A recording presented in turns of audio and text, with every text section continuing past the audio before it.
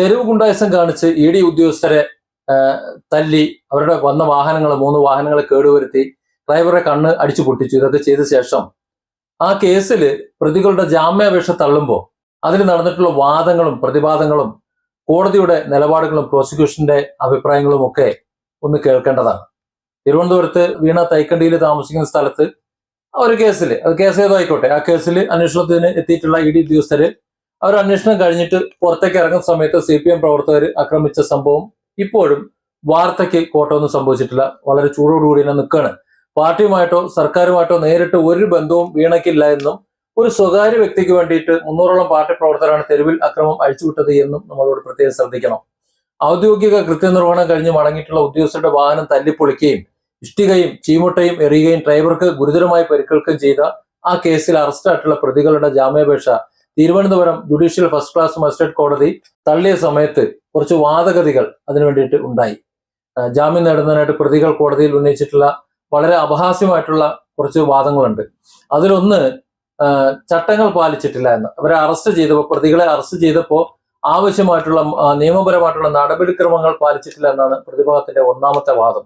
എന്നാൽ അറസ്റ്റുമായി ബന്ധപ്പെട്ട എല്ലാ വ്യവസ്ഥകളും കൃത്യമായി പാലിച്ചിട്ടുണ്ട് എന്ന് അന്വേഷണ ഏജൻസി കോടതിയെ അറിയിക്കുകയും പ്രതികളുടെ ഈ വാദം നിലനിൽക്കില്ല എന്ന് കോടതി കണ്ടെത്തുകയും ചെയ്തു. അതുകൊണ്ട് ആ കാര്യം അങ്ങ് തീരുമാനമായി. പിന്നീടുള്ള അടുത്തൊരു വാദം എന്ന് പറയുന്നത്, ഇവർ തകർത്തിട്ടുള്ള കാറുണ്ടല്ലോ, വാഹനങ്ങൾ, ആ വാഹനങ്ങൾ ED ഉദ്യോഗസ്ഥർ സഞ്ചരിച്ചത് സ്വന്തം വാഹനത്തിലല്ല, ഔദ്യോഗിക വാഹനത്തിലല്ല, അവർ വാടകയ്ക്കെടുത്ത കാറാണ്. അതുകൊണ്ട് തന്നെ അത് സ്വകാര്യ വാഹനമാണ്. അതുകൊണ്ട് പൊതുമുതൽ നശിപ്പിച്ചെന്ന PDPP ആക്ട് ഉണ്ടല്ലോ, അത് പ്രകാരമുള്ള കുറ്റം നിലനിൽക്കില്ല എന്നാണ് അവർ അവകാശപ്പെട്ടത്. എന്നാൽ സർക്കാർ ഉദ്യോഗസ്ഥർ ഔദ്യോഗിക ആവശ്യങ്ങൾക്കായി ഉപയോഗിക്കുന്ന വാഹനം, അത് സ്വകാര്യ വ്യക്തി ആയിക്കോട്ടെ, ടാക്സി ആയിക്കോട്ടെ, മറ്റേതായിക്കോട്ടെ, ഏതായാലും അത് പൊതുമുതലായി തന്നെ പരിഗണിക്കുമെന്ന് കോടതി വ്യക്തമാക്കിയപ്പോൾ ആ വാദത്തിന് പ്രസക്തി ഇല്ലാതായിട്ട്. അങ്ങനെ വാഹനത്തിന്റെ കാര്യം കഴിഞ്ഞു. പിന്നെ കൃത്യനിർവഹണ സമയത്തല്ല എന്നുള്ള വാദമാണ്. ഉദ്യോഗസ്ഥർ അവരുടെ റെയ്ഡ് നടപടികൾ പൂർത്തിയായിട്ട് മടങ്ങുന്ന സമയത്താണ് അക്രമം ഉണ്ടായതെന്നും അതിനാൽ ഡ്യൂട്ടിയുള്ള ഉദ്യോഗസ്ഥരെയാണ് ആക്രമിച്ചത് എന്ന കുറ്റം നിലനിൽക്കില്ല എന്നുമാണ് പ്രതികളുടെ മൂന്നാമത്തെ വാദം. പക്ഷേ ഡ്യൂട്ടി ആരംഭിക്കുന്നത് മുതൽ അത് അവസാനിക്കുന്നത് വരെ ഉദ്യോഗസ്ഥൻ ഓൺ ഡ്യൂട്ടിയാണ്. അവർ അവിടെ നിന്ന് പുറത്തേക്ക് പോകുന്ന എക്സിറ്റ് സമയവും ഔദ്യോഗിക കൃത്യനിർവഹണത്തിന്റെ ഭാഗം തന്നെയാണ് എന്ന് കോടതി പറഞ്ഞതോടെ അതും അണഞ്ഞു, ആ ഒരു പ്രതീക്ഷയും അണഞ്ഞു.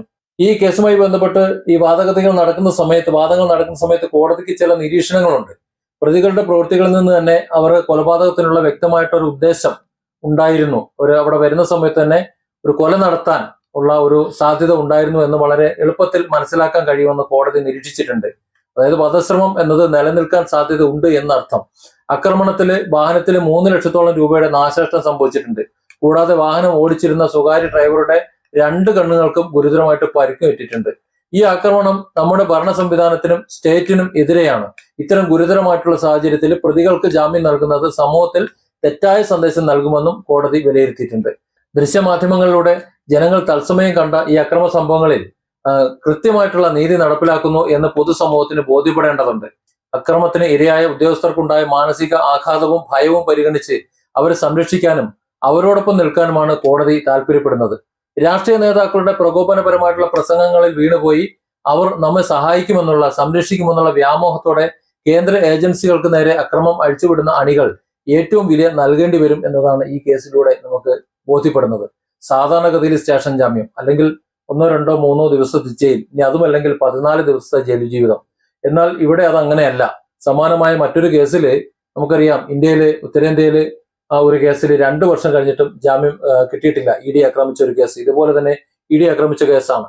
ഇത്തരം അക്രമങ്ങൾ വഴി സ്വന്തം ജീവിതവും കുടുംബവും ഭാവിയുമാണ് ഈ പ്രതികളെ നഷ്ടപ്പെടുത്തുന്നത്. അണികള് ജയിലിൽ കിടക്കുമ്പോൾ നേതാക്കൾക്ക് ഒരു നഷ്ടം സംഭവിക്കുന്നില്ല എന്ന യാഥാർത്ഥ്യം മനസ്സിലാക്കണമെന്നും തെരുവ് ഗുണ്ടായിസം ദീർഘകാലത്തെ ജയിൽവാസത്തിന് കാരണമാകുമെന്നും ഈ വിധി ഓർമ്മിപ്പിക്കുന്നുണ്ട്. Different angles. Don't forget to subscribe and support this channel.